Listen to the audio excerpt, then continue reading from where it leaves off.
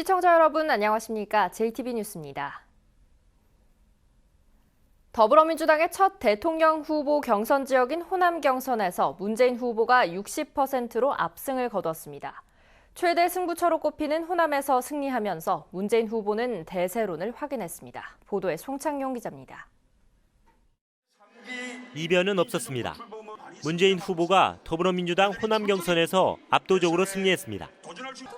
문 후보는 지난주 투표소 투표와 ARS 전화, 그리고 경선 현장 투표 등을 더한 전체 표 23만 6천여 장의 60.2%를 얻어 1위를 차지했습니다. 안희정 후보는 20%를 득표했고 이재명 후보는 이보다 조금 적은 19.4%를 차지했습니다. 문 후보는 호남에서의 지지를 바탕으로 정권 교체에 성공하고 호남을 가장 중요한 국정운영 파트너로 삼겠다고 말했습니다. 호남의 일자리를 가장 많이 만들어낸 대통령 문재인, 호남 경제를 부흥시킨 대통령 문재인, 반드시 그렇게 평가받겠습니다. 앞서 문 후보는 안희정 후보와 이재명 후보의 집중 견제를 받았습니다. 안희정 후보는 자신이 호남에만 기울어진 민주당의 고립 구조를 깼다며 우클릭이 아닌 뉴클릭을 통해 정쟁의 역사를 끝내겠다고 약속했습니다. 이 길은 김대중과 노무현 그 미완의 역사를 완성하기 위한 민주당의 젊은 후손 저 안희정의 길입니다. 이재명 후보는 민주당의 어느 후보가 돼도 정권 교체가 되지만 자신만이 야권 연합을 통해 대한민국을 제대로 바꿀 수 있다고 주장했습니다. 50%의 국민들이 겨우 5%를 나눠 갖기 위해서 아등바등해야 하는 나라, 이 불평등한 나라 이제는 끝내야 하지 않습니까, 여러분? 그러나 이러한 견제 속에서도 문 후보가 1등을 차지하면서 문 후보는 대세론을 굳힐 수 있게 됐습니다.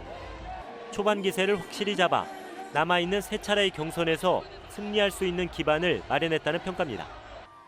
민주당은 마지막 순회 투표일인 다음 달 3일에 최종 후보를 선출하고 과반 투표자가 없으면 결선 투표를 거쳐 8일에 확정합니다. JTB 뉴스 송창용입니다. 호남의 선택은 당초 예상대로 민주당 문재인, 국민의당 안철수였습니다. 두 후보 모두 득표율 60%를 넘겨 대선에서 맞붙을 가능성이 커졌습니다.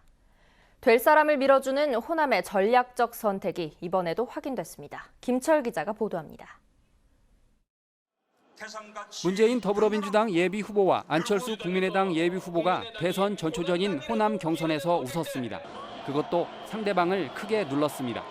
두 예비후보의 호남 득표율을 보면 민주당 문재인 60%, 국민의당 안철수 64%입니다. 두 예비후보는 이변이 없는 한 대선 본선에서 맞붙을 것으로 보입니다.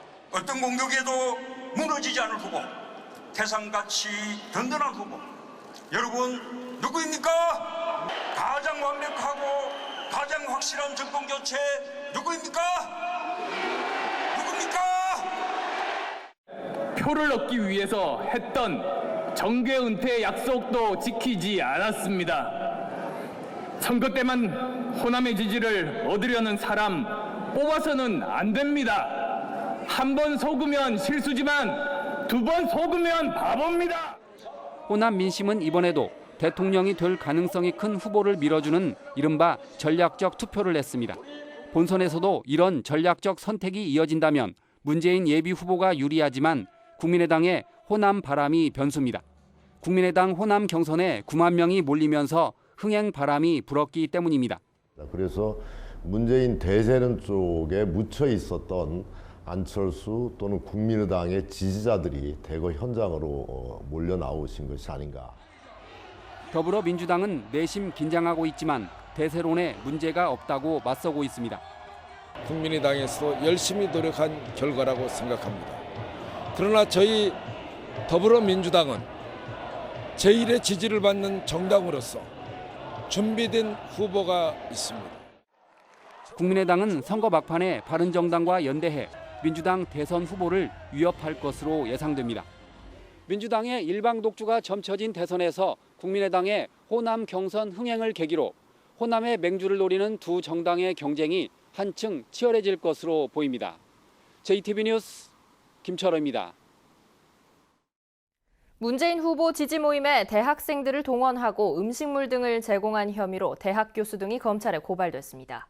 교육부도 진상조사에 나섰습니다. 권대성 기자입니다. 지난달 12일 전주에서 문재인 전 대표를 지지하는 새로운 전북포럼 출범식이 열렸습니다. 이날 출범식에는 우석대학교 학생 172명이 참석했습니다. 이들은 행사에 참석한 뒤 한 사람당 36,000원짜리 점심을 먹고 7,000원 상당의 영화를 봤습니다. 전라북도 선거관리위원회는 학생을 동원해 음식물과 영화표를 제공한 것이 공직선거법상 기부행위 제한 규정을 위반한 것으로 보고 이 대학 교수 최모 씨 등 4명을 검찰에 고발했습니다. 참석 학생들에게 1인당 36,000원 상당의 음식물을 제공하고 7,000원 상당의 영화 관람을 하게 하는 등 총 505만 7,000원 상당의 기부 행위를 한 혐의가 있습니다. 해당 교수는 기부 행위가 아니라며 혐의를 부인하고 있습니다.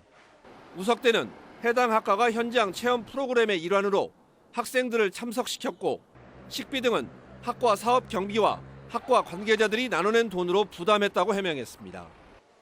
또 교수가 자신의 지위를 이용해 정치 행사에 학생들을 동원한 것은 상식 밖의 일이라며 진상조사를 통해 잘못이 드러나면 엄중 문책할 계획이라고 밝혔습니다. 교육부도 사실 확인에 들어갔습니다. 해당 학과는 지난해 특성화 사업 명목으로 4억 4천만 원의 국가 예산을 지원받았는데 이 예산이 적절하게 쓰였는지 살펴볼 계획입니다. JTB 뉴스 권대성입니다. 지난해 전북에서 승강기 2만여 대 가운데 무려 600여 대가 운행 정지 명령을 받은 것으로 드러났습니다. 정기검사에서 불합격하거나 검사 유효 기간을 초과한 경우가 적지 않았습니다. 정원익 기자가 보도합니다. 한 건물의 화물용 승강기입니다. 지난해 정기검사에서 불합격하면서 운행이 중단됐습니다. 지은 지 20년이 넘은 이 아파트의 이삿짐용 승강기 역시 마찬가지입니다. 2년 전 불합격 판정을 받자 아예 운행을 포기했습니다. 오래되다 보니까 노후되고 그리고 부품 수급 면에서도 좀 문제가 생기고 그래서 한 대를 운행 정지하게 됐습니다. 지난해에만 전북의 승강기 2만여 대 가운데 670여 대가 운행 정지 명령을 받은 것으로 나타났습니다. 정기검사에서 불합격하거나 검사 유효 기간을 초과한 경우가 190건에 가깝습니다.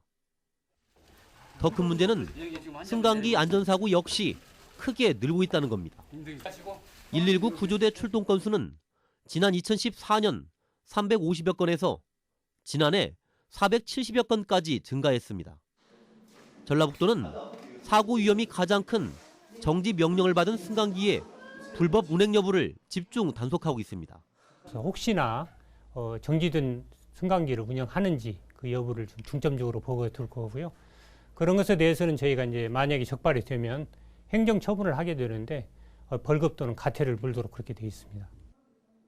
매일같이 이용하는 승강기가 도민의 안전과 생명을 위협하지 않도록 철저한 점검과 대비가 필요합니다.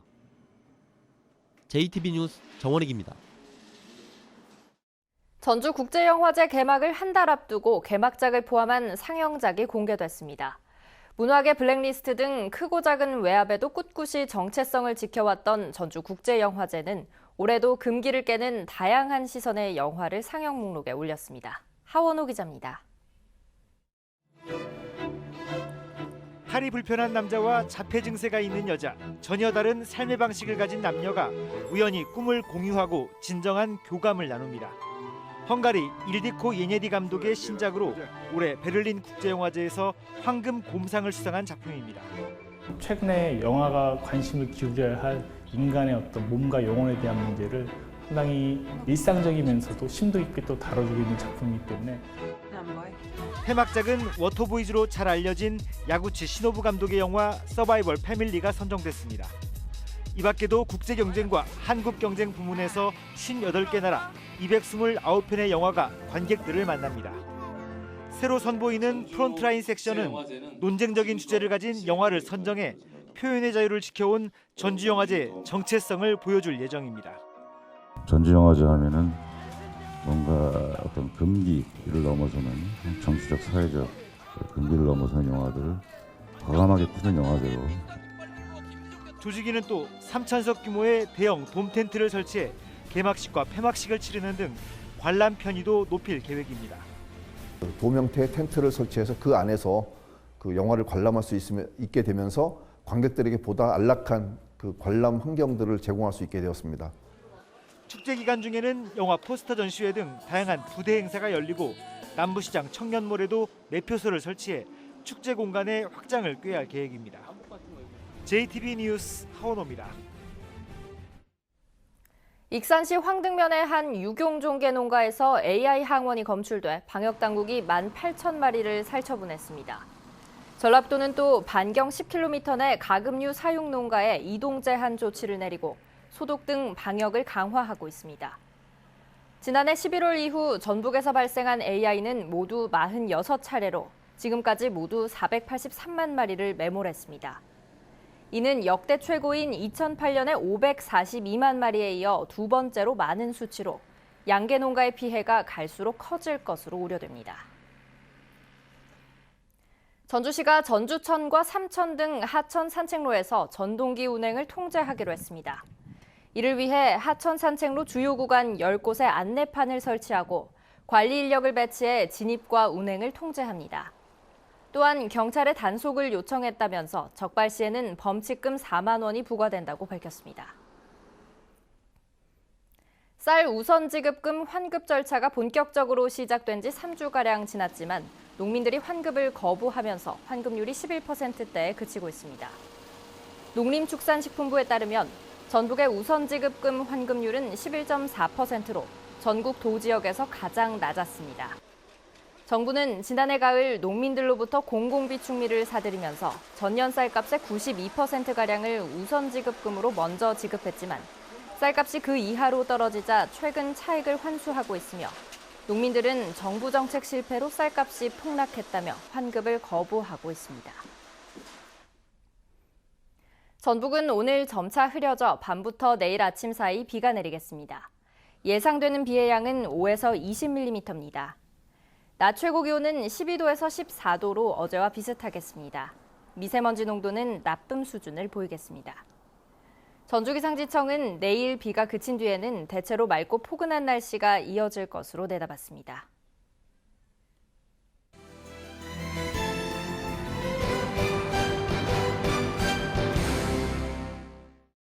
남원시가 모든 출산 가정에 건강관리사를 지원합니다. 건강관리사는 5일에서 25일까지 지원받을 수 있고 영수증을 제출하면 본인 부담금의 90%를 환급받을 수 있습니다. 완주군 대한민국 술테마박물관이 오는 6월 25일까지 와인 전시회를 개최합니다. 전시회에서는 세계 여러 나라의 와인과 제조도구 등이 선보입니다. 장수군이 건조한 봄철을 맞아 국가지정 문화재로 목조 건물인 장수향교에서 합동 소방훈련을 실시했습니다. 장수군은 문화재로 지정된 목조 건물들에 소화기 60대를 추가로 비치할 계획입니다. 임실군 보건의료원이 영농철을 맞아 진료 시작 시간을 30분 앞당깁니다. 임실군 보건의료원은 다음 달 1일부터 외래 진료를 오전 8시 30분에 시작하고 물리치료사도 2명을 배치합니다.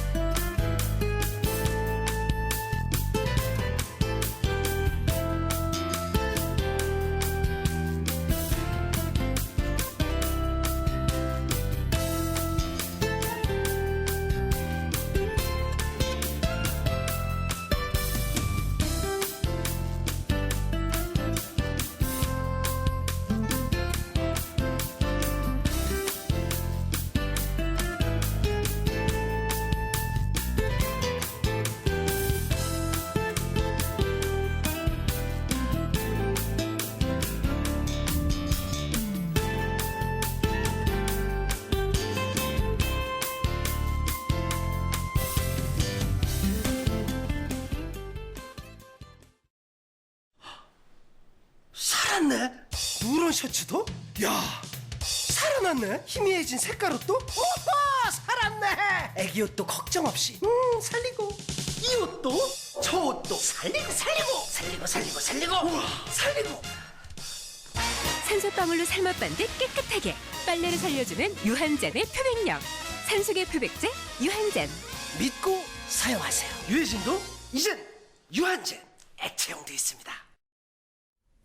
JTB 뉴스를 마칩니다. 시청해주신 여러분 고맙습니다.